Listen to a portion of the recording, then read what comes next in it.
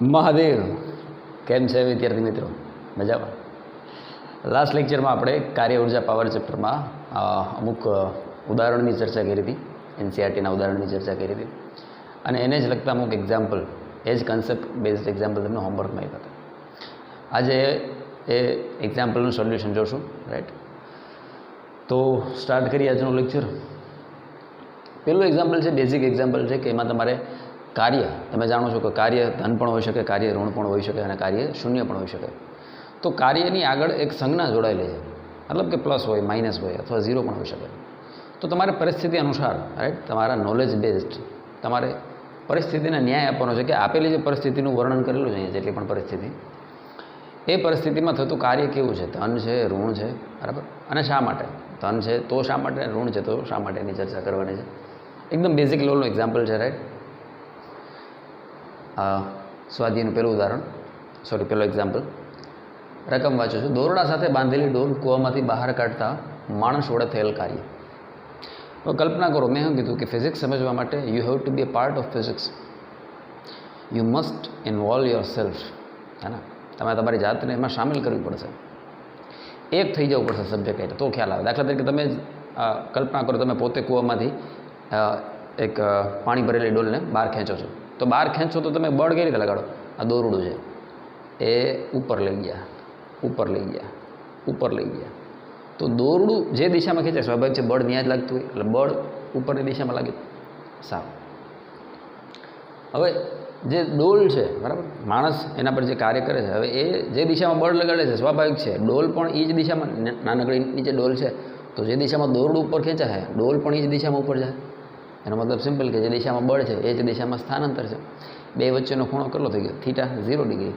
અદ્રેશ વેજામાં તો કાર્ય કેવું થશે? ધન થશે. તો પહેલાંમાં લખી શકીએ આપણે કે આ એક નાનકડો કૂવો છે. દરેકના સોલ્યુશન એની સામે લખતો જાવ છે, રાઈટ? અને આ અહીંયા પેલી નાનકડી ડોલ છે, બરાબર. તો સ્વાભાવિક છે દોરડા પર જે દિશામાં બળ લાગે છે, આ બળની દિશા છે. ડોલનું સ્થાનાંતર ડી પણ એ જ દિશામાં થાય છે. જો એફ અને ડી સમાન દિશામાં છે, અહીં એફ અને ડી સમાન દિશામાં છે, માટે થતું કાર્ય ધન હશે, બરાબર. અહીં એફ અને ડી સમાન દિશામાં છે, એનો મતલબ કે θ = વોટ? 0 ડિગ્રી. એવું લખી શકાય, રાઈટ? થતું કાર્ય ધન હશે. કેટલું? તો કે એનું મૂલ્ય પણ તમે જાણો છો, કેટલું? એફ ડી cos 0 ડિગ્રી જેટલું, એટલે કે પ્લસ એફ ઇન્ટુ ડી જેટલું કાર્ય થશે. જેટલું બળ છે અને જેટલો સ્થાનાંતર, એ બેનો ગુણાકાર, એ સીધો બળનો આન્સર, બરાબર. સારું. ઉપરના કિસ્સામાં, પાર્ટ બી, ઉપરના કિસ્સામાં ગુરુત્વાકર્ષણ બળ વડે થયેલ કાર્ય. હવે આ જ કિસ્સાની ચર્ચા કરે છે. આ બીજો પાર્ટ છે, મતલબ ઉપરના કિસ્સામાં એટલે પાર્ટ એમાં, રાઈટ? ઉપરના કિસ્સામાં ગુરુત્વાકર્ષણ બળ વડે થયેલ કાર્ય. હવે મેં તમને આની પહેલાં કીધું, ફરીથી કહું છું, ગ્રેવિટી આ દુનિયાના દરેક પદાર્થને શું પ્રયત્ન કરે છે? ગ્રેવિટી તો કે એ પદાર્થને નીચે લેવા માગે છે, અને ગુરુત્વાકર્ષણ બળ એફ કેટલું છે? mg જેટલું, બરાબર. તો આ ગુરુત્વાકર્ષણ બળ એને ક્યાં નીચે લેવા માગે છે? ડોલને, બરાબર. તો ગુરુત્વાકર્ષણ બળ વડે થયેલ કાર્ય કેટલું? તો કે બળ નીચે લાગે છે, જ્યારે ડોલનું સ્થાનાંતર હજી પણ ક્યાં થાય છે? ઉપર તરફ થાય છે. તો સ્વાભાવિક છે અહીં બળ અને ડી સમાન નહીં, પરંતુ કેવી દિશામાં છે? વિરુદ્ધ દિશામાં છે, બરાબર. તો બીજા પાર્ટ માટે લખી શકીએ, આ એનું સોલ્યુશન હતું, આ પાર્ટ બીનું સોલ્યુશન. અહીં શું લખાય? ગુરુત્વાકર્ષણ બળ, એને એફ ડેશ કહી દો, બરાબર. એફ ડેશ અને ડી એટલે કે સ્થાનાંતર, ડી શું? સ્થાનાંતર. કેવી દિશામાં છે બેટા? વિરુદ્ધ દિશામાં છે, માટે થતું કાર્ય કેવું હશે બેટા? હવે તમે જાણો છો, કાર્યથી વાકેફ થઈ ગયા તમે, હે ને? કાર્ય કેવું હશે? ઋણ હશે, રાઈટ? સારું. અહીંયા મેન્શન કરી શકો કે થીટા કેટલો છે બેટા? 180 ડિગ્રી। ધ્યાનથી જો, સ્થાનાંતર ઉપર તરફ છે, જ્યારે બળ ક્યાં લાગે છે? બળ નીચે તરફ લાગે છે। તો આ બે આ સ્થાનાંતર, આ બળ નીચે, તો બે વચ્ચેનો ખૂણો સીધી રેખા થઈ, તો સીધી રેખાનો ખૂણો કેટલો થાય? 180 ડિગ્રી, રાઈટ?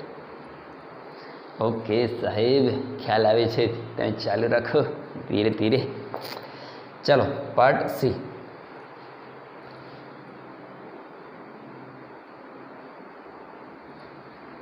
ઢળતા સમતલ પર લપસતા પદાર્થ પર ઘર્ષણ બળ વડે થયેલું કાર્ય।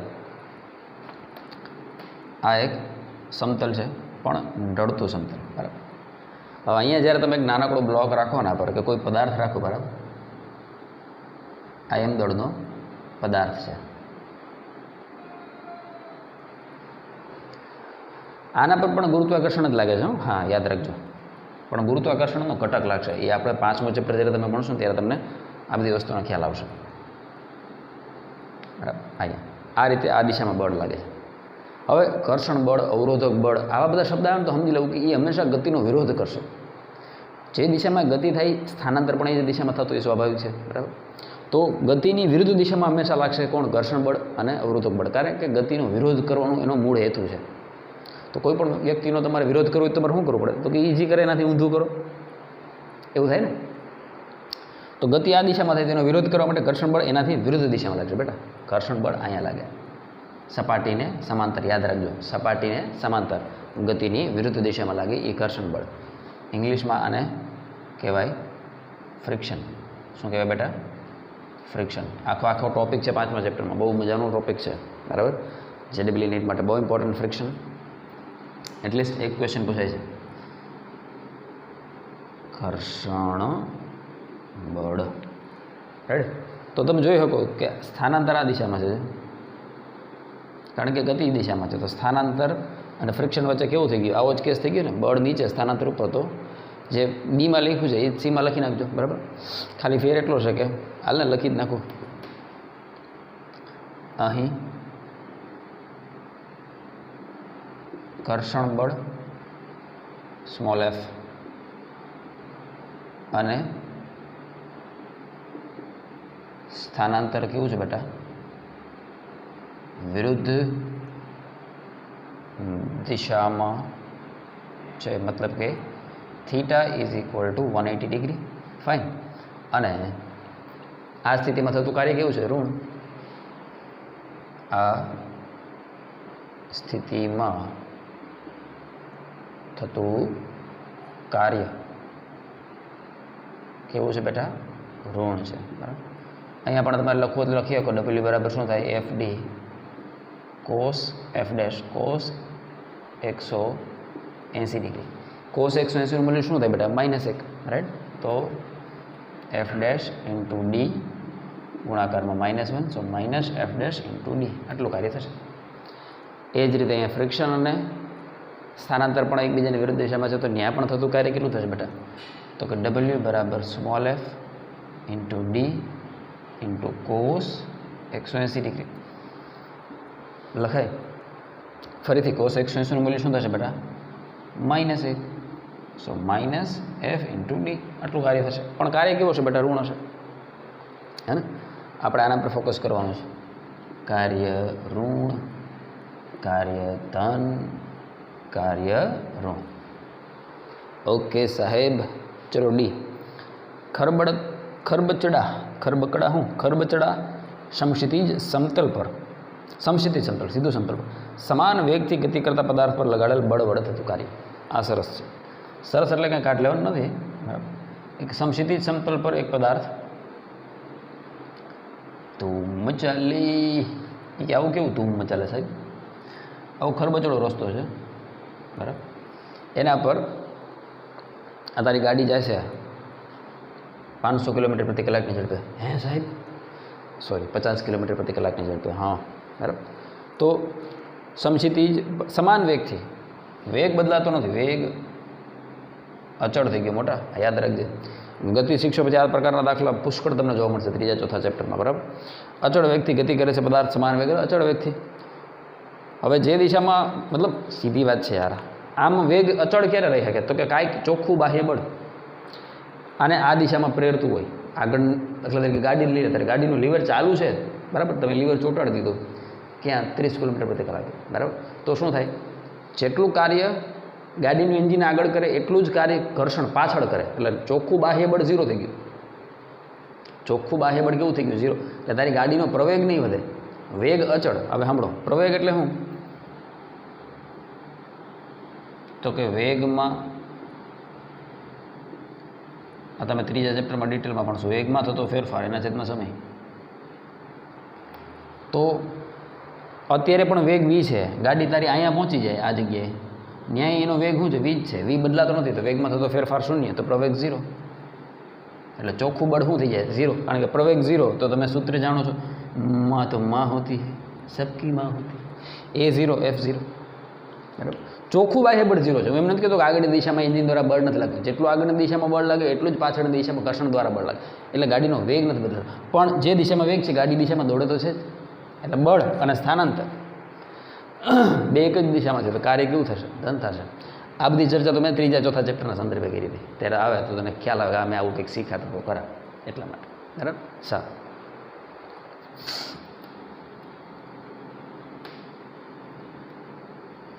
તો શું લખશું? તો કે અહીં શું? અહીં બળ અને સ્થાનાંતર સમાન દિશામાં છે. સાહેબ સમાન દિશામાં છે. મળે theta is equal to 0 degree. તો લખી શકાય, શું લખી શકાય? માટે અહીં જોવા મળતું કાર્ય ધન હશે. હવે આવું સૂત્ર ન લખવું ચાલે ને, ખબર પડી જાય ને, આવો આન્સર આવશે f × d જેટલો પ્લસ. એ ઓકે સાહેબ, તમે કશું ના લખો તો ચાલે સાહેબ. કે દોલના નહીં, દોલના લખાઈ ગયું. બોલો, દોલન કરતા લોલકને સ્થિર કરવા માટે હવાના અવરોધક બળ, જો અહીંયા અવરોધક બળ, ઘર્ષણ બળ, આવા શબ્દ આવે સમજી લઉં કે કાર્ય ઋણ જ હોય. કેમ? તો કે દોલન કરતો લોલક છે, ટીંચા ગઈ ડુમ ડુમ ડુમ ડુમ ડુમ, लोलक इधर गया, कर्षण इधर लगा, लोलक इधर आ रहा है, कर्षण इधर लगेगा. विरुद्ध दिशा में लगे तो ज अटके ने, बाकी जी दिशा में दोलन थતું એ દિશામાં ઘર્ષણ બળ લાગે તો ઉલટાની ગતિ વધે. બહુ હિંચકા ખાઈ લીધા સાહેબ, સમજાઈ ગયું. દોલન કરતા લોલકને સ્થિર કરવા માટે, સ્થિર કરવું છે. કોઈ સામેથી દોડીને આવતો હોય, આમ તમારા તરફ દોડીને આવતો હોય, તેને રોકવા માટે આમ ધક્કો મારવો પડે કે આમ દોડતો એ જ દિશામાં ધક્કો મારતો તો ભાઈ ડબલ સ્પીડથી મંડે ભાગવા. એવું થોડું કરે, એવું ન કરે. તો અહીં દોલન કરતા લોલકને સ્થિર કરવું છે. તો હવાનો અવરોધક બળ સ્થાનાંતરની કેવી દિશામાં લાગે? વિરુદ્ધ દિશામાં લાગે. લખો બાળકો, લખો અહીં નાનકડું લોલક બનાવો.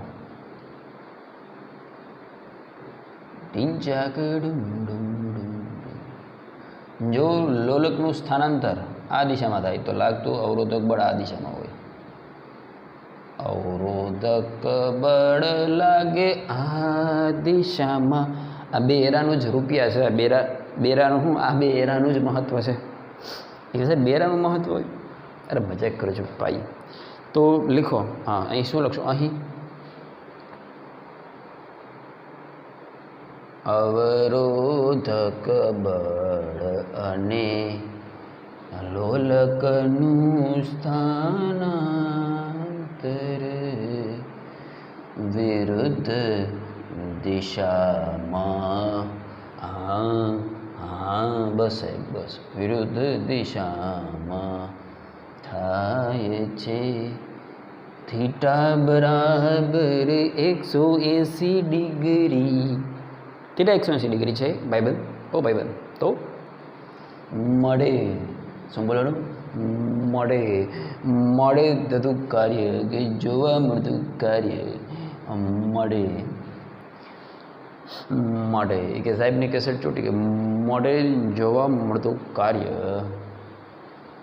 કૈસનબા ઋણબા, કૈસનબા ઋણબા, જોવા મળતું કાર્ય ઋણ હશે. वाह भाई वाह, लिखो, पॉज कर दियो, लिख लियो, लिखो लिखो।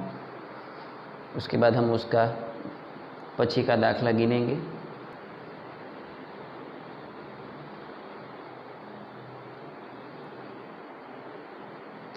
बोर्ड पर બે સરસ એક્ઝામ્પલ લખેલા છે।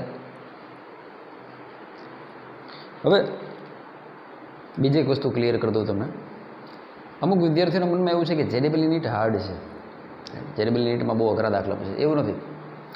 આખા ફિઝિક્સમાંથી નીટની વાત કરું તો 45 ક્વેશ્ચન પૂછવાના છે અને આપણે ટોટલ 28 થી 30 ચેપ્ટર ફિઝિક્સમાં ભણવાના છે 11-12માં થઈને। કયા ચેપ્ટરમાંથી કયા લેવલનો પ્રશ્ન આવશે એ કેવું નિશ્ચિત નથી અને કોઈ વ્યક્તિ ન કહી શકે કે કયા ચેપ્ટરમાંથી કેવો એક્ઝામ્પલ નીકળશે, કયા ચેપ્ટરમાંથી હાર્ડ પૂછાશે, કયા ચેપ્ટરમાંથી સહેલું પૂછાશે, એવું ખ્યાલ નથી આવતો। હા, પણ એનું એક બંધારણ નિશ્ચિત છે કે 45 પ્રશ્નોમાંથી 20 થી 22 પ્રશ્નો તો એવા છે કે જે માત્ર એનસીઈઆરટીના, મતલબ તમે જે ટેક્સ્ટ ભણો છો તમારું ગુજરાત બોર્ડ, બરાબર, એનસીઈઆરટી, એના ઇક્વેશન બેઝડ ક્વેશ્ચન છે। મતલબ કે ઇક્વેશન આ રીતે કિંમત મૂકો, આ દાખલો જે રીતે ગણીએ અને સીધો આન્સર આવી જાય। તો એ 28-30 ચેપ્ટર તમે પહેલાં શાંતિથી એવી રીતે ભણો કે જે ચેપ્ટરમાં આપેલું છે, જે નોલેજ છે એ એટલીસ્ટ તમને આવડે। મેં શરૂઆતથી તમને કહેવત કીધી છે કે ટીપે ટીપે સરોવર ભરાય અને ટીકે ટીકે હા જાય, હે ને। સીધું તમને થાય કે ફિઝિક્સમાં 180માંથી 180 લઈ લેવા તો એ હોડમાં તમે થાકી જાઓ, હે ને। 45માંથી 10 પ્રશ્નો તો એવા છે કે જે ક્રિટિકલ લેવલના પૂછાય છે। ક્રિટિકલ લેવલનો તો બહુ લોજિકલ ક્વેશ્ચન પૂછાય છે। આવા દાખલા કદાચ તમારાથી પરીક્ષામાં થઈ પણ જાય પણ તમારો સમય બગડે। તમે વિચાર કરો કે નીટ 180 મિનિટની પરીક્ષા છે, કે જેડબલઈ 180 મિનિટની પરીક્ષા છે, 3 કલાકનો ખેલ છે। નીટની વાત કરીએ તો નીટમાં 180 પ્રશ્નો છે બેટા, 180 પ્રશ્નો, 180 મિનિટ। એનો મતલબ કે એક ક્વેશ્ચન માટે હાર્ડલી 1 મિનિટ છે, 60 સેકન્ડ, હે ને।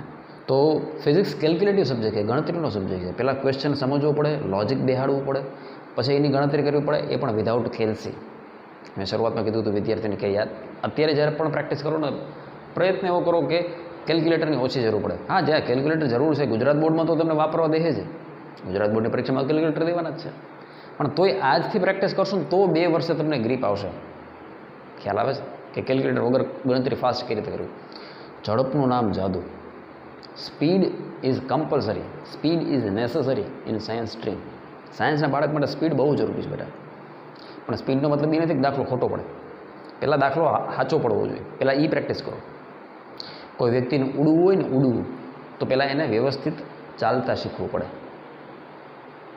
વ્યવસ્થિત ચાલે પછી વ્યવસ્થિત દોડતા શીખવું પડે, અત્યંત સ્પીડમાં દોડતા શીખવું પડે અને પછી ઉડાન ભરવાનો પ્રયત્ન કરવો પડે। અત્યારે આપણો આ વ્યવસ્થિત ચાલવાનો પીરિયડ ચાલે છે હજી, ખાલી ધીરે ધીરે ધીરે ધીરે। હેલું અઘરું એમ ડિવાઈડ કરો, લ્યો આ તો હેલું છે થઈ ગયું, નહીં, કન્સેપ્ટ પકડો, હે ને। કન્સેપ્ટ તારા સ્ટ્રોંગ હશે, તારા ફંડા સ્ટ્રોંગ હશે તો ગમે એવો દાખલો છે ને એ થઈ જાય। પછી હેલો અઘરોનો પ્રશ્ન નીકળી જાય તારા માઇન્ડમાંથી। તો દરેક સબ્જેક્ટમાંથી એક ટોપિક કાઢને કે આ હેલું છે, આ અઘરું જેવું નહીં। સમજણ શક્તિ વધારો। તમને જે શિક્ષક સમજાવવા માગે છે એને તમે કઈ હદ સુધી ગ્રાસ્પ કરી શકો, આત્મસાત કરવું, ગુજરાતીમાં એવું કે આત્મસાત કરવું, હે ને। કન્સેપ્ટને એવો ઘોરીને પી જાઓ કે રાતે 12 વાગે એને લગતો પ્રશ્ન પૂછાય તો એ ગોખવું ન પડે, હે ને। એ સીધે સીધું હૃદયમાંથી યાદ આવવું જોઈએ કે આનું આમ જ થાય, ત્યારે એ બાળક એ વસ્તુને સમજો કહેવાય। તમને અત્યારે જે 10થના માહોલમાંથી તમે આવો છો ને, ત્યાં કેવું હતું કે તમને એક પ્રકારનો દાખલો કરાય, એવા ને એવા 10 પ્રકારના દાખલા સિમિલર પેટર્નના કરાવે, એની પ્રેક્ટિસ કરાવ્યા કરે, હે ને। એને એમાંથી જ પૂછાય, કારણ કે ત્યાં સિલેબસ નાનો હતો, ત્યાં એવું કરવું પોસિબલ હતું। અહીં એવી ગધા મજૂરી નથી કરવાની, અને સાયન્સ આખો લોજિકલ વસ્તુ છે બેટા, સમજણની વાત છે, રાઈટ। તો જે સમજી જાય એના માટે હેલું અઘરું રહેતું નથી, બસ કન્સેપ્ટ ક્લિયર હોવો જોઈએ કે દાખલો કઈ રીતે થશે, રાઈટ। તમને થાય કે આવા દાખલા જેડબલઈ નીટમાં થોડા પૂછી શકે, એને મરજી પડે એ પૂછશે બેટા। ચોપડીના 2 પુઠ્ઠા વચ્ચેનું ગમે એ પૂછશે, તો એમાં હેલા અઘરાનો પ્રશ્ન ક્યાં હેલું હોય ને અઘરું હોય ને, બે હોય, ખ્યાલ આવે છે? સારું, તો આજથી એ પ્રેક્ટિસ પાડો, બરાબર। એક પદાર્થને યામ પદ્ધતિની ઝેડ અક્ષ પર ગતિ સીમિત રાખવા માટે એફ જેટલો અચળ રકમ વાંચો ને, રકમ કોઈ પણ, તો હાવ આને સ્થિર કરી દો, કટકા પાડી દો રકમમાં, આટલામાં આટલું આપ્યું છે, આમાં આટલી માહિતી છે। અંડરલાઇન કરવાની હેબિટ રાખો કે આમાં જો આ આપ્યું બળ, અને અંડરલાઇન ન કરું તો સીધે સીધું લખતું જાવ કે ભાઈ બળ આપ્યું છે દાખલામાં, કેટલું છે તો કેટલું બળ આપ્યું છે, ઓકે, ફટાફટ લખી નાખવાનું, ભાઈ આપણે આ દાખલામાં આ બળ સાથે આ રીતે ડીલ કરવાનું છે, સરસ, ઓકે। પાછળ એકમ એસઆઈ એકમ છે ન્યૂટન, સારું। આ પદાર્થને ઝેડ અક્ષ પર 4 મીટર અહીંયા તમે ખબર છે આઈ કેરેટ શું તો કે એક્સ દિશાનો એકમ સદિશ, જે કેરેટ વાય દિશાનો એકમ સદિશ, કે કેરેટ શું છે બેટા ઝેડ દિશાનો એકમ સદિશ, રાઈટ. સારું, આ પદાર્થને ઝેડ એક્સ પર આવો એક દાખલો મેં કરાવ્યો તો યાદ હોય તો પ્રેક્ટિસમાં બરાબર. એક્સ અક્ષ સાથેનો ખૂણો બનાવે મેં કીધું હતું ને સદિશ કહ્યું તો ઝેડ એક્સ પર 4 મીટર. હવે આ 4 મીટરની દિશા નથી આપી પણ એ દિશા અહીંયા કહી દીધી છે ઇનડાયરેક્ટલી બેટા કે 4 મીટર કાપે છે ખરું પણ ક્યાં ઝેડ એક્સની દિશામાં. તો બેટા એ સ્થાનાંતર તારું થઈ ગયું કેટલું તો કે 4 મીટર સાચા પણ કઈ દિશામાં ઝેડ અક્ષમાં. માય ડિયર મારી વાલી દીકુડી તો 4 કે કેરેટ વાર્તા થઈ ગઈ પૂરી. ટીંચાક ઢૂમ ઢૂમ ઢૂમ સુધી શું કરે છે ગતિ કરે છે. તો અહીંયા એકમ એસઆઈ એકમ એનો મીટર ફાઇન. તો આ બળ વડે થતું કાર્ય કેટલું હવે આમાં તો તમે માહેર થઈ ગયા છો. આપણે જાણીએ છીએ શું જાણીએ છીએ કાઉન્સમાં કહેવાનું કશું નહીં. શું કહેવાનું કશું નહીં અને હસી લેવાનું થોડુંક. સારું હસતા રહ્યો એને મોઢું ચડાવીને નહીં બેસવાનું. ડબલ્યુ બરાબર રેફ ડોટ ડી એનના રાસકલ્લા. હવે એફ શું છે તો કે માઇનસ આઈ કેરેટ બગડેશ જે કેરેટ ત્રગડેશ K caret dot dot for can caret વાહ ભાઈ વાહ. નાઇન્થનો વહીવટ નાઇન્થમાં મોટા આઈનો વહીવટ આઈમાં, જેનો વહીવટ જેમાં, કેનો વહીવટ કેમાં. તો આઈને જે વાળા તો પદ જ અહીંયા નથી. મજા આવી ગઈ. આ જ 4 કે કેરેટને હું આવી રીતે લખું તો તેને વાંધો છે. એ કે સાહેબ બોર્ડ તમારું માર્કર તમારું હે ને લેક્ચર તમારો સબ્જેક્ટ તમારો તમને મજા આવી લખો 0 આઈ કેરેટ 0 જે કેરેટ અને ભાઈબંધ 4 કે કેરેટ આવું લખો તો કોઈને વાંધો છે અને વાંધો હોય તો તમે કરી શું શકો. સારું બરાબર. તો 0 આઈ કેરેટ 0 જે કેરેટ 4 કે કેરેટ નાઇન્થનો વહીવટ નાઇન્થમાં.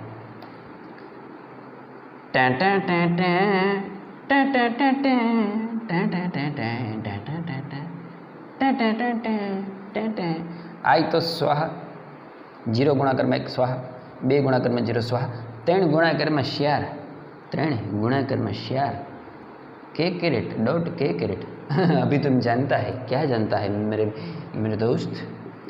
I don't I J don't जे के डोंट के बराबर ये है. I don't J don't I don't के डोंट आई जे डोंट के डोंट जे.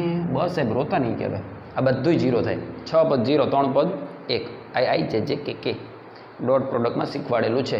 કે મને યાદ જ હતું કે આ તો તમે લખ્યું બાકી મને યાદ જ હતું કે હમસે ગદ્દારી હે ગબ્બર સે ગદ્દારી. યાદ હોય તો સારું. દર વખતે એકવાર આવું રિપીટ કરી લેવાનું એટલે થોડુંક તાજું થઈ જાય. હા છોકરા શીખતા જાય ને વાહ એલું ભૂલતા જાય.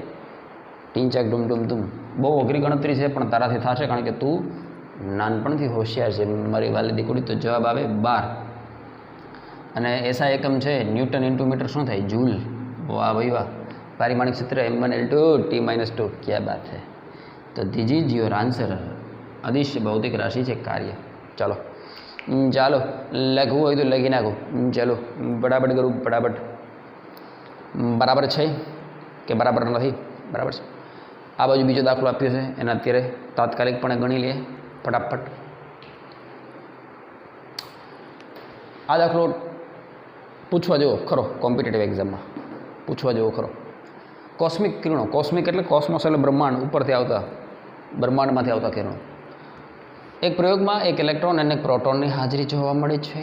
હા જેમાં ઇલેક્ટ્રોનની ગતિ ઉર્જા 10 કિલો ઇલેક્ટ્રોન વોલ્ટ. હવે તમે એકમ પૂર્વકોથી જાણીતા છો કિલો એટલે 10⁻³ હવે ઇલેક્ટ્રોન વોલ્ટ છે ને બેટા તમે સંકલન અને વિકલનને થોડુંક વધારે શીખી જાઓ ને વિદ્યુત સ્થિતિમાનના અંતે પછી હું તમને ડિટેલમાં સમજે. પણ અત્યારે કામ ચલાવવા પૂરતું એટલું યાદ રાખજે. ભવિષ્યમાં ગમે ત્યારે ભૂલી જાય ને કે 1 ઇલેક્ટ્રોન વોલ્ટ પહેલાં તો એ યાદ રહે કે આ ઉર્જાનો એકમ છે. અત્યારે જ લખી નાખ. અત્યારે જ લખી નાખ કે ઇલેક્ટ્રોન વોલ્ટ ઉર્જાનો એકમ છે. સારું પણ કોની ઉર્જા? તો કે ઇલેક્ટ્રોન પ્રોટોન ન્યુટ્રોન આ બધા એવા કણ છે બેટા જે અત્યંત સૂક્ષ્મ કણો છે. કેવા અત્યંત સૂક્ષ્મ કણો છે. તો એના માટે જૂલ ઉર્જાનો એકમ જે જૂલ છે એ બહુ મોટો એકમ પડે છે. ઓતરેસ બેજામાં આ કે ના દાખલા તરીકે અત્યારે આપણે વહીવટ લાખોમાં કરતા હોય 2000 5000 2000ની નોટ આવે છે માર્કેટમાં બરાબર. હવે કોઈ જગ્યાએ તમે 10 10 10 ન આવતા 10 તમે તો ખબર નહીં નાના જોઈએ 10 પૈસા આવતા 10 કે 20 કે પાવલી 25 પૈસા. હવે કોકને 2000 દેવાના હું પાવલી ભેગા કરીને કહું તો શું થાય? પેલો માણસ કીધી ભાઈ સાહેબ પૈસા નથી થતા લઈ જવા, પાવલી કીધી ગણેલી. તો અટાણની આપણી રૂટીન લાઈફમાં પૈસો મોટો થતો જાય છે હે ને. તો ત્યાં તમે નાના એકમથી ન ચલાવી શકો, પણ એમ એ જ રીતે આવા સૂક્ષ્મ કોણો માટે ઉર્જાનો એકમ જૂલ બહુ મોટો એકમ કહેવાય હે ને. તો એનો નાનો એકમ શું હતો કે ઇલેક્ટ્રોન વોલ્ટ. યાદ રાખજે, ઉર્જાનો એકમ છે ઇલેક્ટ્રોન, પ્રોટોન અને ન્યુટ્રોન જેવા સૂક્ષ્મ કણોની ઉર્જા દર્શાવવા માટે શું છે? ઉપયોગી છે. કોણ? Electron volt. ઉર્જાનો એકમ છે, આટલું ખાસ લખજે બેટા. ઇલેક્ટ્રોન વોલ્ટ ઉર્જાનો એકમ છે. સર, ઇલેક્ટ્રોન, પ્રોટોન, ન્યુટ્રોન જેવા સૂક્ષ્મ કણોની ઉર્જા દર્શાવવા માટે જરૂર છે, કારણ કે એની જૂલ બહુ મોટો એકમ છે. રેડી? રાખે ના? હા. હવે જ્યારે પણ ઇલેક્ટ્રોન, દાખલા તરીકે અહીંયા ઇલેક્ટ્રોન છે, તમે 10મા ધોરણના વિજ્ઞાનમાં થોડુંક તો શીખી ગયા છો. વિદ્યુત સ્થિતિમાનનો તફાવત ખબર છે ને? વોલ્ટેજ, વિદ્યુત સ્થિતિમાનનો તફાવત. બરાબર. ધારો કે અહીંયા 1 વોલ્ટનો વિદ્યુત સ્થિતિમાનનો તફાવત છે અને ઇલેક્ટ્રોન તમારો અહીંયા બેઠો છે. તો જ્યારે ઇલેક્ટ્રોન આ 1 વોલ્ટની અસર હેઠળ, તમને ખબર છે ઇલેક્ટ્રોન ઋણ વિદ્યુત ભારિત કણ છે. તો ઋણ વિદ્યુત ભારિત શેનાથી આકર્ષાય? ધનથી આકર્ષાય. તો જ્યારે વિદ્યુત ભાર આ 1 વોલ્ટના વિદ્યુત સ્થિતિમાનના તફાવત હેઠળ અહીંયાથી અહીંયા જ્યાં ગતિ કરે, હવે તમને ખબર છે ગતિ થશે એટલે કંઈક કાર્ય થયો છે. ગતિ ઉર્જા પ્રમેય, ગતિ ઉર્જાનો ફેરફાર. ધારી લે કે અહીંયા ઉર્જા 0 છે, બરાબર. અહીં સુધી પોતાનો કંઈક વેગ છે, તો અંતિમ ગતિ ઉર્જા કેટલું થાય? હાફ mv² જેટલી. પણ એ હાફ mv² શેના જેટલો છે? તો કે એના પર થયેલ કાર્ય જેટલો. તો અહીંયા જ્યારે ઇલેક્ટ્રોનને 1 વોલ્ટના વિદ્યુત સ્થિતિમાનના તફાવત હેઠળ પ્રવેગિત ગતિ કરાવવા માટે જે કાર્ય કરવું પડે એ કાર્યને કહેવાય 1 ઇલેક્ટ્રોન વોલ્ટ. બરાબર. પણ આ બધું ક્યારે? 12મું જ્યારે તમે વિદ્યુત ભારને સમજો ને વિદ્યુત સ્થિતિમાન, ત્યારે વધારે મજા આવશે. આ તો અત્યારે ખાલી જસ્ટ તારા નોલેજ માટે હે ને. આ યાદ ન રહ્યું તો કાંઈ નહીં, આ યાદ રાખજે. બરાબર. હવે તારે યાદ શું રાખવાનું? તો કે અહીંયા 1 ઇલેક્ટ્રોન વોલ્ટને 1 ઇલેક્ટ્રોનને 1 વોલ્ટના વિદ્યુત સ્થિતિમાન હેઠળ દોડાવવાનો છે. તો આમ યાદ રાખજે કાયમ માટે. 1 ઇલેક્ટ્રોન વોલ્ટ બરાબર શું? તો કે 1 ઇલેક્ટ્રોનનો વિદ્યુત ભાર ગુણાકારમાં 1 વોલ્ટ. 1 વોલ્ટ. બરાબર. સારું. 1 ઇલેક્ટ્રોનનો વિદ્યુત ભાર કેટલો છે? તો કે 1.6 ગુણાકારમાં 10⁻⁹ કુલંબ. કુલંબ એકમ સી કેપિટલ, વૈજ્ઞાનિકનું નામ છે સી કેપિટલ, ગુણાકારમાં 1 વોલ્ટ. એ પણ વૈજ્ઞાનિકનું નામ છે વોલ્ટ, એટલે એનો વી કેપિટલ. રાઈટ. તો 1.6 ગુણાકારમાં 10⁻⁹ ગુણાકારમાં 1 એટલે શું થાય? તો એ થયું 1.6. બરાબર. સી ઇન્ટુ વી હંમેશા યાદ રાખજે, સી ઇન્ટુ વી થશે જૂલ. હંમેશા યાદ રાખજે, સી ઇન્ટુ વી થશે જૂલ. Coulomb into volt. પારિમાણિક સૂત્રમાં પૂછી શકાય મોટા, પારિમાણિક સૂત્રમાં પૂછી શકાય. આટલું મારો ભાઈ ફેરબુકમાં કાયમ માટે રાખજે, યાદ રાખજે કે સર આ રીતે શીખવાડ્યું. બરાબર. હવે આ તું ભૂલી જા ને, સી ઇન્ટુ વી જૂલ થાય તો એક સૂત્ર આપું, યાદ રાખજે. અમુક વિદ્યાર્થીને ખબર હશે, ખબર હોય તો સારું. કાર્ય બરાબર અથવા કાર્યના છેદમાં સમય એટલે પાવર થાય. આ તો યાદ છે બધાને, 10મામાં આવી ગયું. જૂલના છેદના સેકન્ડ એટલે વોટ થાય. કાર્યને કરતાં બનાવો. કાર્ય એટલે શું થાય બેટા? કોઈ વસ્તુ ગોખવામાં સમજો, પાવર ગુણાકારમાં સમય થાય. બરાબર. આની સંજ્ઞા હું ડબલ્યુ. પાવર માટે સંજ્ઞા પી, સમય માટે સંજ્ઞા ટી. 10મા ધોરણે યાદ કરી, પાવરનું સૂત્ર આવતું વોલ્ટેજ ગુણાકારમાં વિદ્યુત પ્રવાહ, વી ઇન્ટુ આઈ. યાદ છે? વોલ્ટેજ ઇન્ટુ પ્રવાહ હે ને, એને ગુણાકારમાં ટી. હવે ધ્યાનથી જો, તમે આ સૂત્ર શીખી ગયા, કદાચ ખબર હશે વિદ્યુત ભારની સમયની સાપેક્ષે વિકલન અથવા વિદ્યુત ભારના છેદમાં સમય હે ને. વિદ્યુત ભારની ગતિ એ જ હું વિદ્યુત પ્રવાહ હે ને. અથવા આ સૂત્ર શીખી ગયા છો Q/T. રાઈટ. તો અહીંયા ધ્યાનથી જો, ક્યુને કરતાં બનાવો તો શું થાય? ક્યુ વાસ્તવમાં શું છે તને ખબર? વિદ્યુત ભાર. શું છે? વિદ્યુત ભાર. ક્યુને કરતાં બનાવો તો ટી સામે વહી જાય, તો Q બરાબર IT સૂત્ર થયું મોટા. હા કે? તો એનો મતલબ કે જ્યાં I ઇન્ટુ ટી છે બેટા, ત્યાં શું લખાય? Q લખી શકાય. વાહ ભાઈ વાહ, વાહ ભાઈ વાહ. તો યાદ રાખજે બેટા, 12મામાં આ સૂત્ર બહુ ઉપયોગી થશે. કાર્ય બરાબર શું? તો કે વિદ્યુત સ્થિતિમાનનો તફાવત વોલ્ટેજ, એને ગુણાકારમાં વિદ્યુત ભાર, એને ગુણાકારમાં વિદ્યુત ભાર. તો અહીંયા જો તો શીખવાડ્યું તને. વિદ્યુત સ્થિતિમાનનો તફાવત કેટલો? 1 વોલ્ટનો. 1 વોલ્ટનો. વિદ્યુત ભાર કેટલો ગતિ કરે? તો કે 1 ઇલેક્ટ્રોન જેટલો. અને 1 ઇલેક્ટ્રોનનો વિદ્યુત ભાર કેટલો? 1.6 ગુણાકારમાં 10⁻⁹ કુલંબ. વાહ ભાઈ વાહ. તો વોલ્ટેજ શેમાં હોય? વોલ્ટમાં. વિદ્યુતભાર શેમાં હોય? COULOMB, coulomb. તો યાદ રાખજે વોલ્ટેજ ઇન્ટુ કુલમ શું થયું? હવે તને ખબર છે ડાબી બાજુ તો શું છે? કાર્યનો એકમ જૂલ થાય. તો જૂલ બરાબર શું લખીએ કે વોલ્ટ ઇન્ટુ કુલમ. યાદ આવ્યું? Coulomb into volt joule, coulomb into volt joule. આની સાબિતી થઈ ગઈ નાનકડી. બરાબર. આ તને બીજા ચેપ્ટરમાં ઉપયોગી થશે. પારિમાણિક સૂત્ર પૂછાય છે ને, એમાંય કામ લાગશે તને. ખબર પડી? આ કે ના? સરસ. લ્યો. તો એક ઇલેક્ટ્રોન વિશે આપણે થોડીક સમજ મેળવવાનો પ્રયત્ન કર્યો. વિડીયોને પોઝ કરીને લખી નાખ. આ સૂત્ર યાદ રાખજે, W બરાબર VIT. ગમે તેથી W બરાબર VIT. વિદ્યુત સ્થિતિમાનનું પારિમાણિક સૂત્ર પૂછાય છે બીજા ચેપ્ટરમાં. વિદ્યુત સ્થિતિમાનનું પારિમાણિક સૂત્ર આના પરથી મળી જાય. કાર્યના એકમ તો ખબર જ હોય, એટલે પારિમાણિક સૂત્ર M1L2 T-2 કાર્ય માટે. એમ્પિયરનો પ્રવાહ I એટલે એમ્પિયર, A. ટીનું પારિમાણિક સૂત્ર શું થાય? T1.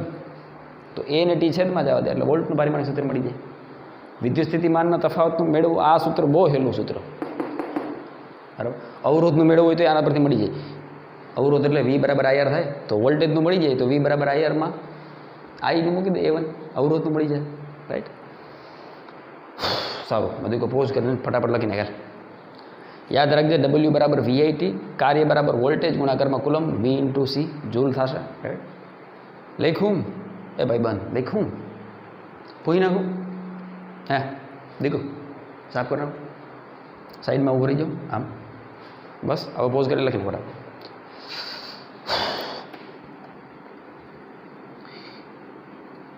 લા લા લા લા લા લા હે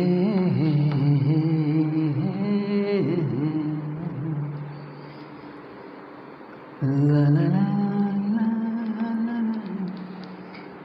આપણે જવાનું હતું ક્યાં ને આપણે ક્યાં પાટે ચડી ગયા, પણ આ બધું જરૂરી છે. બરાબર, આ બધું જરૂરી છે. ટીપે ટીપે સરોવર ભરાય, ટીકે ટીકે હા જાય. હા, તો આપણે ના ટીકા મારશું સબ્જેક્ટને અનુકૂળ થાય. બરાબર. તો હાલો આ રકમ વાંચો ફરીથી. કોસ્મિક કિરણોના એક પ્રયોગમાં એક ઇલેક્ટ્રોન અને એક પ્રોટોનની હાજરી જોવા મળે છે. હા. પછી જેમાં ઇલેક્ટ્રોનની ગતિ ઉર્જા 10, જો આવ્યું ને ગતિ ઉર્જા. રેડી. ગતિ ઉર્જા જૂલને બદલે ઇલેક્ટ્રોન છે એટલે તો કિલોવોલ્ટમાં આપી છે. ઇલેક્ટ્રોન સૂક્ષ્મ કણ છે અને પ્રોટોનની 100 કિલો ઇલેક્ટ્રોન વોલ્ટ છે. કોણ ઝડપી હશે એવું પૂછે છે. એ તો કેમ ખબર પડે સાહેબ? ઓ સાહેબ, સારું જોઈ લે. હાલો મેં આની પહેલાં કીધું ખબર, ઝડપ કેના પર આધાર રાખે. ઝડપ ગોતવાની વાત આવે એટલે પહેલો મગજમાં વિચાર આવવો જોઈએ ગતિ ઉર્જા દાખલો થાય કે નહીં. ગતિ ઉર્જાથી ન થાય તો પ્રવેગથી થાય કે નહીં, બળથી થાય કે નહીં, પાવર. ખબર છેલ્લા લેક્ચરમાં કીધું હતું. ચાવીને તાળું જોડો. હા યાદ આવી ગયું. સર તો ઇલેક્ટ્રોનની ગતિ ઉર્જા કઈ રીતે લખી શકાય?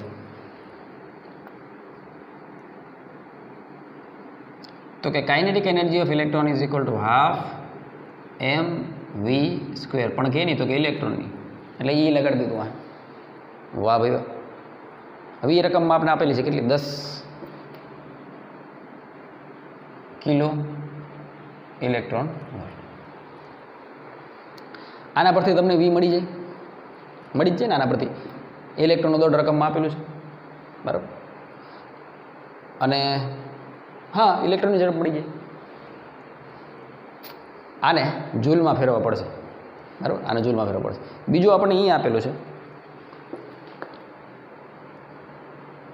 કે kinetic energy of proton is equal to half mv² થાય, પણ પ્રોટોન માટે પાછળ હું લગાડી દીધું P. હવે એ આપણે રકમમાં આપેલું છે કેટલું? 100 electron volt, 100 kilo electron volt, sorry 100 kilo electron volt. લખાય? સારું. હવે કોણ ઝડપી હશે એના માટે એ બેયને કમ્પેર કરવા પડશે. દાખલો બે રીતે થઈ ગયા, જેમ તમને રેફરન્સમાં આપ્યો છે એ રીતે. રેફરન્સમાં શું કર્યું છે? આ બેનો ગુણોત્તર લઈ લીધો. બરાબર. એ ગુણોત્તર એક કરતાં મોટો એટલે આપણે ખબર પડે કોના કરતાં મોટો છે. અથવા તમે એવી રીતે કરી શકો કે આના પરથી VE મેળવો. આ સૂત્ર પરથી V મળે ને એક જ અજ્ઞાત છે. આ દળ તો આપ્યું છે, આને જૂલમાં ફેરવી નાખો VE મળે. એ જ રીતે VP મળે તો ખબર પડી જાય ને બેમાંથી કોની ઝડપ વધારે છે. અને ન કરવું હોય તો તમારે જેમ સોલ્યુશનમાં જેમ કરો બેનો ગુણોત્તર લઈ લો તો શું થાય? કે E ના છેદમાં KP એવું લખાય. બરાબર. શું થાય? તો કે હાફ ME VE² ના છેદમાં હાફ MP VP² એના બરાબર શું થાય? તો કે 10 કિલો ઇલેક્ટ્રોન વોલ્ટના છેદમાં 100 કિલો ઇલેક્ટ્રોન વોલ્ટ. સ્માર્ટનેસ વપરાય, જૂલમાં ફેરવવાની જરૂર જ નથી, ખબર જ છે કે કિલો ઇલેક્ટ્રોન વોલ્ટ ઉપર ને કિલો ઇલેક્ટ્રોન વોલ્ટ નીચે. સ્વાહા ઢીંચાક ઢૂમ ઢૂમ ઢૂમ. દિખાવે પે મત જાઓ, અપની અકલ લગાવો. બરાબર, અહીં લખવું લખી નાખજે કે 1 ઇલેક્ટ્રોન વોલ્ટ બરાબર શું થાય? 1.6 ગુણાકારમાં 10⁻⁹ જૂલ. સારું, આ તો દેવ થઈ ગયા. પછી બીજું કોણ દેવ થઈ ગયું? અહીંથી જો 1/2 1/2 દેવ થઈ ગયા. વાહ ભાઈ વાહ. વાહ વૈધું હોય એને લખો તો કે વાહે આવું વૈધું એમઈ વીનો વર્ગના છેદમાં એમપી વીપીનો વર્ગ. અહીંયા શું હોય તો કે 10 એટલે છેદમાં હોય થાય 1/10. વાહ ભાઈ વાહ. હવે આપણે વી અને વીપીની ચર્ચા કરવી છે. કોણ ઝડપી હશે તો એ બેનો વેગ જ કહી શકે ને બેટા, એ બેની ઝડપ જ કહે કે કોણ ઝડપી હશે. તો આપણે અહીંયા આ રીતે કોને કરતાં બનાવીએ તો કે VE² VP² કરતાં બનાવીએ. ધ્યાનથી જોજે પદને, તો શું થાય? એમપી ઉપર જતું રહેશે, એમપી ઉપર જતું રહેશે એટલે એમપી. એમઈ નીચે આવતું રહેશે, એમઈ ક્યાં આવતું રહેશે? નીચે. અને એમપી ક્યાં હોઈ જાય? ઉપર. રેડી? તો એમપીના છેદમાં 10 ગુણાકારમાં એમઈ. હવે તો તારી ફેવરિટ પ્રોસેસ આવી ગઈ. રૂટીઓ કાઢી ટૂટીઓ વારી દે, અહીંથી વર્ગ નીકળે ને વર્ગમૂળ આવી જાય. વાહ ભાઈ વાહ. તો VE/VP બરાબર શું થાય મારી વાલી દીકરી? તો કે MP/10 ગુણાકારમાં એમઈ. લખાય? ઓ ભાઈ બેન લખાય ને? બસ હવે દળ આપ્યા છે એની કિંમત મૂકી દો. તો VE/VP = પ્રોટોનનું દળ છે 1.67 ગુણાકારમાં 10⁻27 kg. શું છે? kg. હવે એ જોજે kg ઉડી જાય, kg સ્વાહા થઈ ગયું. સારું, છેદમાં 10 ગુણાકારમાં 9.3 અથવા 31 ગુણાકારમાં 10⁻31 kg. બરાબર. સારું, હવે આ બધાનો તમે વહીવટ કરશો. બરાબર, આ બધાનો તમે વહીવટ કરશો તો જવાબ કંઈક આવો આવે છે કે VE/VP બરાબર 13.54 સમથિંગ. હું વિડીયોને એકવાર પોઝ કરું છું. બરાબર, તું તારી રીતે ગણતરી ચેક કરી લે સાચું છે કે ખોટું. બરાબર, પછી આપણે આગળના પોર્શનની ચર્ચા કરીએ. હવે અહીંથી ખબર પડે કે આ આન્સર 13.54 જેટલો છે. એનો મતલબ શું થયો બેટા? કે હજી આને જમણી બાજુ જવા દે તો શું થાય? VE = 13.54 ગુણાકારમાં VP. આવું થાય. ધારી લે કે VP બરાબર 1 છે, મતલબ કે પ્રોટોનની ઝડપ 1 મીટર પ્રતિ સેકન્ડ છે. તો ઇલેક્ટ્રોનની ઝડપ કેટલી થાય? 13.54 ગુણાકારમાં 1 એટલે 13.54 મીટર પ્રતિ સેકન્ડ. એનો મતલબ શું થયો? પ્રોટોન કરતાં ઇલેક્ટ્રોનની ઝડપ અત્યંત વધારે છે. કેટલી? તો કે 13 ગણી, ઓલમોસ્ટ 13 ગણી. પ્રોટોનની ઝડપ છે એના કરતાં ઇલેક્ટ્રોનની ઝડપ 13 ગણી વધારે છે. તો કોણ ઝડપી હશે? એનો આન્સર મળી ગયો ને. કોણ ઝડપી હશે? ઇલેક્ટ્રોન ઝડપી હશે. કેમ? અહીં લખી શકાય, અહીં VE > VP એટલે કે ઇલેક્ટ્રોન પ્રોટોન કરતાં વધુ ઝડપી હશે.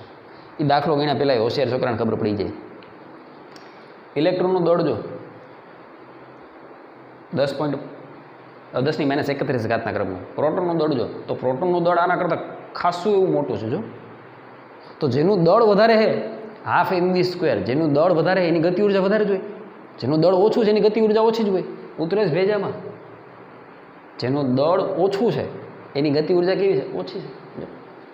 10 kilo electron volt 100 kilo electron આવે છે. ફિલિંગ નથી. તો કોમન સેન્સ યાર કે એક મારા જેવા સાહેબને આમ ફેરવ હોય હવામાં પકડી અને બોડીવાળા સાહેબ હોય. બરાબર, બે બોડીવાળા સાહેબોને ભેગા કરીને એને ફેરવવા હોય તો કોને ફેરવવા અઘરા? મને ફેરવા કે બે ના, એ બેને ફેરવવા અઘરા. મારી ઝડપ કેવી છે? વધારે છે. કે વજન ઓછું છે. Common sense, right. તો અહીંયા સ્વાભાવિક છે કે ઇલેક્ટ્રોન કરતાં પ્રોટોન વધારે ઝડપે છે, કારણ કે આ સૂત્ર એવું કહે છે. રાઈટ. ચલો ફટાફટ લખી નાખો, પછી આપણે આગળ વધીએ. હજી એક એક્ઝામ્પલ કરાવવાનો છે તમને. બરાબર, હા કે ના? આ જે દળ છે ને લગભગ 1 હશે, 9.1ની આજુબાજુ, 9.1 ગુણાકારમાં. નાની નાની મિસ્ટેક હોય તો સુધાર લેવાની જાતે, બરાબર. કારણ કે તમે અમારી સામે હોય તો નોટ્સમાંથી જોઈને આંકડા સીધા કહેતા એટલે ખ્યાલ આવે, બરાબર. Okay, so that is the answer.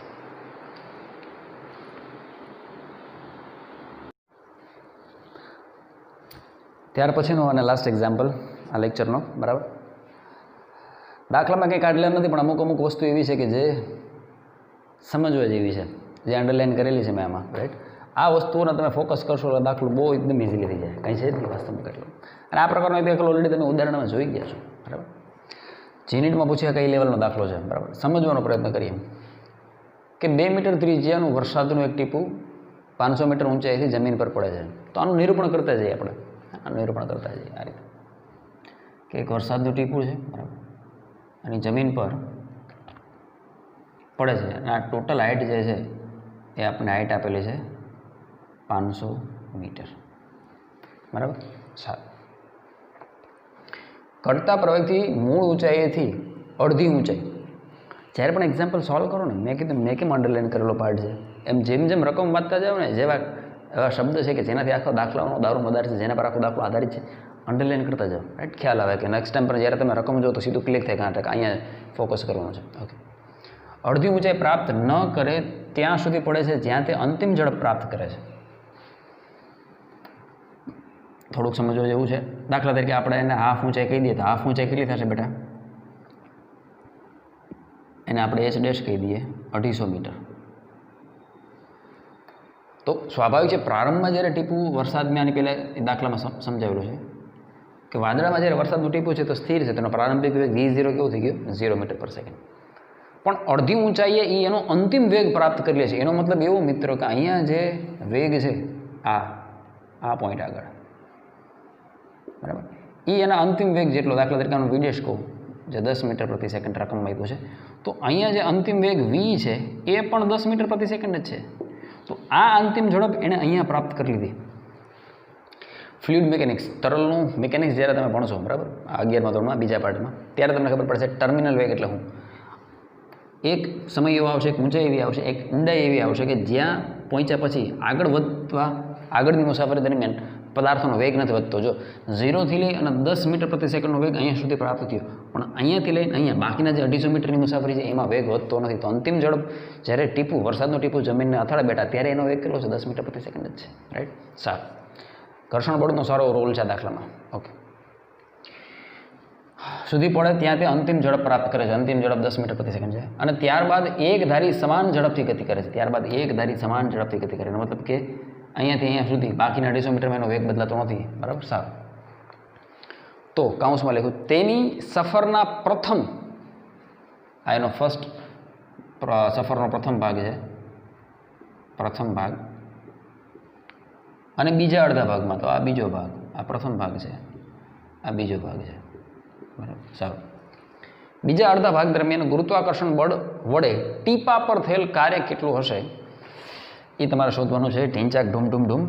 જો તે 10 મીટર પ્રતિ સેકન્ડની ઝડપથી તેની સફર પૂર્ણ કરે, સફર પૂર્ણ કરે ત્યારે જે વેગ છે એ જ વેગ અહીંયા છે, એટલે મેં અહીંયા લખ્યું છે. અહીંયા જે વેગ છે 10 મીટર પ્રતિ સેકન્ડ, એ જ અહીંયા વેગ છે 10 મીટર. ઝડપથી તેની સફર પૂર્ણ કરીને જમીન પર પડે તો તેની આ સફર દરમિયાન અવરોધક બળ વડે ટીપા પર કેટલું કાર્ય થયું છે? 3 વસ્તુ શોધવાની છે. 3 કાર્ય છે. પહેલા ભાગમાં ગુરુત્વાકર્ષણ બળ વડે થતું કાર્ય, બીજા ભાગમાં ગુરુત્વાકર્ષણ બળ વડે થતું કાર્ય, અને છેલ્લે અવરોધક. સમગ્ર મુસાફરી દરમિયાન, એ અડધા ભાગમાં નથી ગોતવાનું, એ સમગ્ર મુસાફરી દરમિયાન શોધવાનું.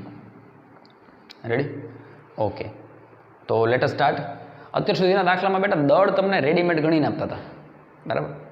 તો આપણને ખબર છે ગુરુત્વાકર્ષણ બળ વિશે વડે જે કાર્ય થાય, તો ગુરુત્વાકર્ષણ બળનું સૂત્ર શું છે? mg. કેટલી ઊંચાઈથી પડે? તો કે સ્થાનાંતર પહેલા ભાગમાં 250 જેટલું, એટલે mg જ સૂત્રનો ઉપયોગ થાય. તો આપણને ખ્યાલ આવી ગયો. પણ એમ ક્યાં? એમ નથી. તો પહેલાં અહીંયા સેપરેટલી એક શોધી લ્યો, બરાબર. સોલ્યુશન લખો. સોલ્યુશન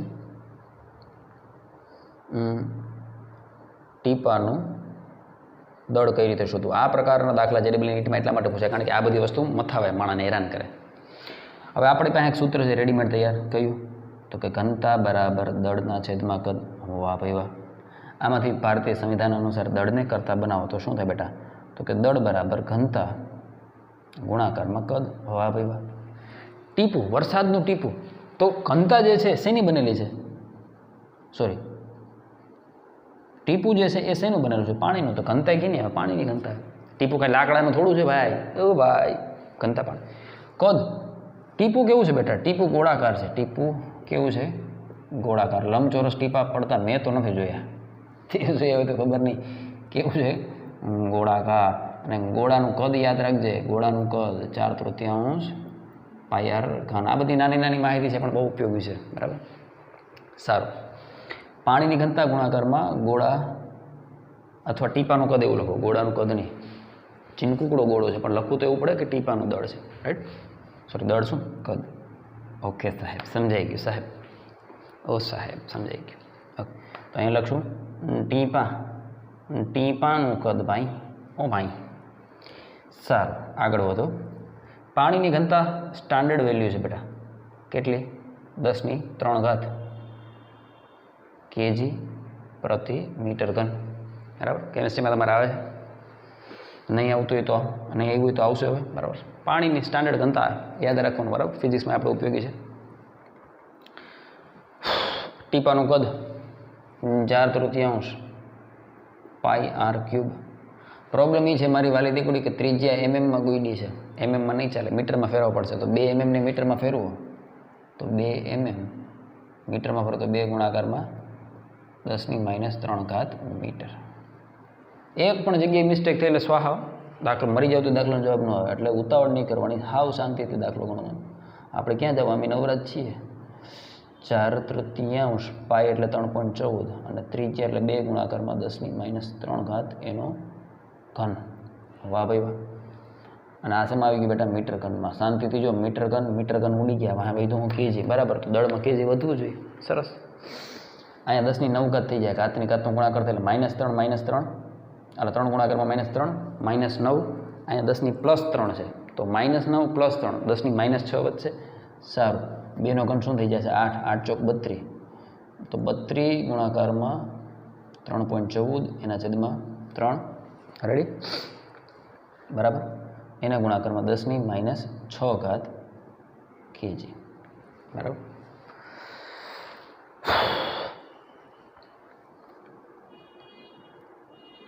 આ લગભગ કંઈક 3.35 જેવું થશે. હવે ઓમ 35 જેવું થાય. 34 પોઈન્ટ સમથિંગ થાય. 34 પોઈન્ટ સમથિંગ ગુણાકારમાં 10⁻6 એટલે એને આપણે શું લખી શકીએ? અપ્રોક્સિમેટલી 3.5 ગુણાકારમાં 10⁻5 kg. બરાબર. બહુ કટ ટુ કટ નહીં હાલવાનું. થોડો ઘણો પોઈન્ટમાં વેરિએશન હોય તો ચાલે. મૂળ મુદ્દો આવી જાય છે. 3 પોઈન્ટ સમથિંગ છે કે નહીં? આ રેડી, કાચ જોઈ લેવાની. અમુક વિદ્યાર્થીએ 34 પોઈન્ટ લખીને મોકલું તો સાચું જ છે. 34 પોઈન્ટ સમથિંગ એટલે ઓલમોસ્ટ થયા હતા. હું 35, એક ઘાત ત્યાં ઘટી ગઈ, 6 ના 5 થઈ ગયા. હાલો, ટીપાનો દળ સરસ મળી ગયો. હવે આપણે આપણા મૂળ મુદ્દા તરફ આગળ વધીએ. તો લખો, પેલું આપણે શું શોધવાનું? તો કે પ્રથમ ક્યાંય ગયું? હા, પ્રથમ સફરના પ્રથમ અડધા ભાગમાં ગુરુત્વાકર્ષણ બળ વડે થતું કાર્ય. ધારી લે કે એ W1G છે. પહેલા ભાગમાં G, ગુરુત્વાકર્ષણ બળ વડે થતું કાર્ય W1G. સફરના પ્રથમ અડધા ભાગમાં ટીપા પર ગુરુત્વાકર્ષણ બળ વડે થતું કાર્ય W1G બરાબર ફોર્સ ઇન્ટુ ડિસ્પ્લેસમેન્ટ. બળ ગુણાકારમાં સ્થાનાંતર. બળ સતત કેટલું લાગે છે બેટા ટીપા પર? M × G જેટલું. સ્થાનાંતર કેટલું થયું ભાઈબંધ? પહેલા અડધા ભાગમાં 250 મીટરનું સ્થાનાંતર અહીંયાથી હતું. બરાબર, મેં પહેલાંના લેક્ચરમાં કીધું હતું સ્થાનાંતરે નીચે તરફ, બળ નીચે તરફ. કોઈ ઇસ્યુ જ નથી, કોઈ ચિંતાનો વિષય જ નથી. દળ શોધેલું છે 3.5 ગુણાકારમાં 10⁻5 kg, જેનું સ્ટાન્ડર્ડ મૂલ્ય 9.8 મીટર પ્રતિ સેકન્ડ સ્ક્વેર. અને ધીજીજ તો 250 મીટર છે જ ભાઈબંધ. इसका तुम अगर गणतरी करेगा तो जवाब आएगा 0.082 joule. I think approximate answer आटलो आवવો જોઈએ. થોડો ઘણો આગળ પાછો હોય તો ચલાવી લેજે. રાઈટ, અપ્રોક્સિમેટ કીધું મેં. શું અપ્રોક્સિમેટ આન્સર આટલો આવશે, 0.082 જૂલ. હાલો, આ દાખલાનો 3 વસ્તુ ગોતો ને એમાંથી પહેલો ભાગ તો મળી ગયો. રેડી? વાહ ભાઈ વાહ. હવે જો બીજું આપણે એવું પૂછે છે કે સફરના બીજા અડધા ભાગમાં ગુરુત્વાકર્ષણ બળ વડે થતું કાર્ય. હોશિયાર છોકરો શું બુદ્ધિ મારે કોઈ આખાનું કાર્ય ગોતી લે તો એ હેલું પડે, આનું ગોતવું અઘરું પડે, W2G ગોતવું અઘરું પડે. તો બુદ્ધિ શું મારે ખબર, આ બેનો સરવાળો થઈને જ કુલ કાર્ય થવાનું. તો કુલ કાર્ય કેટલું થાય, તો કે એમાં સ્થાનાંતર 250 ની જગ્યાએ 500 મીટર આવે. વાહ ભાઈ વાહ. તો લખો સમગ્ર સફર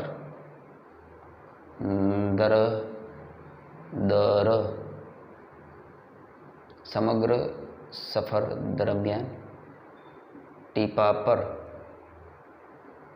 ગુરુત્વાકર્ષણ બળ વડે થતું કાર્ય WG.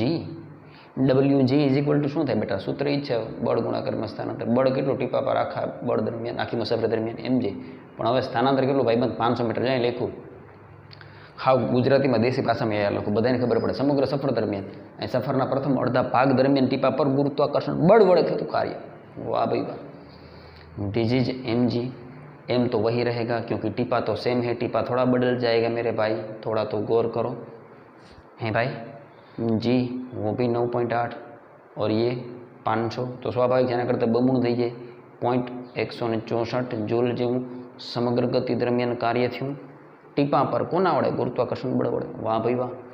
તો હોશિયાર છોકરો હવે શું સમજે ખબર, તો હવે આપણે શું ગોતવાનું છે,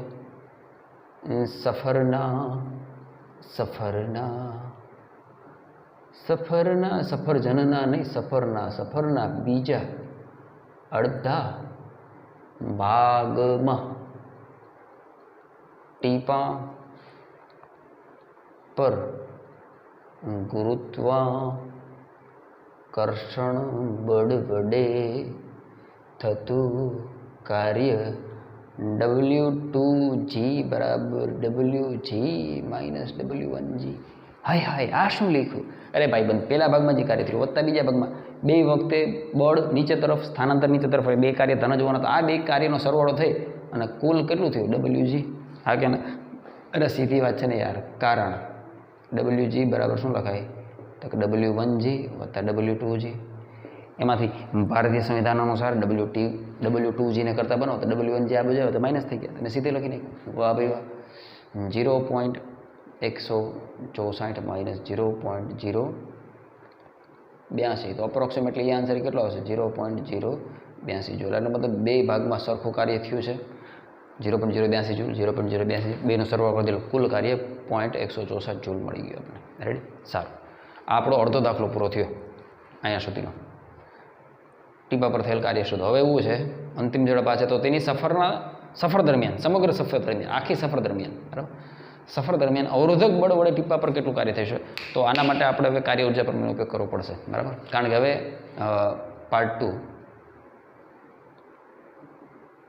આ પાર્ટ 1 હતો, બરાબર. હવે અહીંયા આપણે કઈ રીતે બુદ્ધિ મારશું, તો કે જે કંઈ પણ કાર્ય થયું છે એ ગતિ ઉર્જાના ફેરફાર જેટલો છે, જેટલા પણ બળ લાગતા હોય, બરાબર. તો આપણને ખબર છે અહીંયા એક કોણ લાગશે, તો કે ગ્રેવિટી લાગશે, બરાબર. અને બીજું કોણ લાગશે, તો કે અવરોધક બળ, એર રેઝિસ્ટન્સ. વાહ ભાઈ વાહ. આ જ એનાલિસિસથી દાખલો આપણે ઉદાહરણ ગણ્યું તો કે નહીં, બરાબર. સારું. હવે WA ને આપણે શોધવાનું છે, અવરોધક બળ શોધવાનું છે. તો WA ઇઝ ઇક્વલ ટુ શું થાય બેટા, તો કે ડેલ્ટા K માઇનસ WG. પણ એક વસ્તુ સમજો કે આ પોર્શન એવો છે કે જ્યાં પ્રારંભિક ઝડપ એ જ છે, અંતિમ ઝડપ એ છે. તો સેકન્ડ ભાગમાં તો ગતિ ઉર્જાનો ફેરફાર કઈ રીતે કન્સિડર કરવો, અહીંયા જે ઝડપ છે એ જ અહીંયા ઝડપ છે. એનો મતલબ શું ખબર, જેટલું અવરોધક બળ છે એટલું શું હોય છે, ઘર્ષણ બળ છે. ઉતરેશ ભેજામાં. વાહ ભાઈ વાહ. તો ગતિ ઉર્જાનો ફેરફાર તો પ્રથમ હિસ્સા દરમિયાન છે, અને એ જ ફેરફાર સમગ્ર ગતિ દરમિયાન પ્રત્યક્ષ થાય. કારણ કે અહીંયા જે ઝડપ છે એ જ બેટા ઝડપ અહીંયા છે. તો પ્રથમ અડધા કિસ્સામાં જે ગતિ ઉર્જાનો ફેરફાર હતો એને આપણે કઈ રીતે લખીએ કે, તો કે K final minus K initial minus WG. આ તો એઝ ઇટ ઇઝ છે જ. આ કેટલું છે ભાઈ બંધ, તો કે હાફ M V ડેશનો વર્ગ, V ડેશનો વર્ગ માઇનસ હાફ M V 0નો વર્ગ. વાહ ભાઈ વાહ. માઇનસ WG તો એમનેમ છે મારી વાલી દીકડી. વાહ ભાઈ વાહ. પણ V0 તો કેટલું છે, જીલો, તાલુકો નહીં, જીલો. તો ધીસ પદ તો 0 જ આખો, કારણ કે V0 0 છે. वाह भाई वाह. तो वहाँ भाई दूँ हाफ M V डैश वर्ग माइनस WG. अब तो सब कुछ आसान है, M तो हमने पहले ही गण लिया है, तो वो हम उसमें मूक देते हैं, तो कैसा रहेगा भाई? बहुत ही बढ़िया रहेगा। 10⁻5 विडेश કેટલું विडेश 10 10 10, तो यहाँ हो जाएगा 10 का वर्ग माइनस WG, तो हमने गिना हुआ है WG 0.164 बराबर। डीज आ जाएगा 0.001674 या 47 ऐसा कुछ है, हमको प्रॉपर पूरा याद नहीं है, तुम गिन लेना मेरे भाई। माइनस 0.164 समथिंग ऐसा तुम कुछ करना, तो जवाब आ जाएगा -0.162 अप्रोक्सीमेट, अथवा 2 के 3 से एक्जेक्ट मैंने याद नहीं यार, 2 और 3 वॉटेवर जो है गणतरी करना है, मारी पास कैल्सी नहीं राइट, आटलू मैंने याद હતું એ મેં લખી નાખ્યું છે। ઓકે ઓકે સર, નો પ્રોબ્લેમ સર, चिंता नको सर। ओके, तो आटलू स्वाभाविक है कार्य क्या वपराई जाए, मतलब आटलू कार्य कर्षण बळ द्वारा जो कार्य क्या वपराय, गुरुत्वाकर्षण विरोध करवा, जेनाथी टीपू आपणे ओछुं लागे। आ बधी चर्चा छेल्ला लेक्चरमां करी दीधुं उत्तरेश पेजमां। तो कहीं है नहीं, एकदम सिंपल एनालिसिस थी आगळ वधता जाओ तो दाखलो कहीं काट लेवानो छे, एकदम ईजी दाखलो छे राइट। तो आ विडियो में अहींया सुधी राखशुं, आवता लेक्चरमां नवा टॉपिक साथे शरूआत करशुं राइट। महादेव। અને ગણતરીમાં ભાઈ કદાચ સહેજ મિસ્ટેક થઈ જતી હોય, કારણ કે મેં તમને કીધું ને, તમારે સામે હોય તો મજા આવે, તમારે ઘણી ઘણી જવાબ દેતા હોય બરાબર। હવે આમાં તો સ્વાભાવિક છે, વિધાઉટ કેલ્સી ગણવામાં થોડોક પ્રોબ્લેમ થાય, તો ગણતરી ક્યાંય પોઈન્ટ પછી આગળ પાછી હોય તો સહેજ જોઈ લઉં, બહુ ચિંતા નહીં કરવાની, મોજમાં રહેવાનું। મહાદેવ।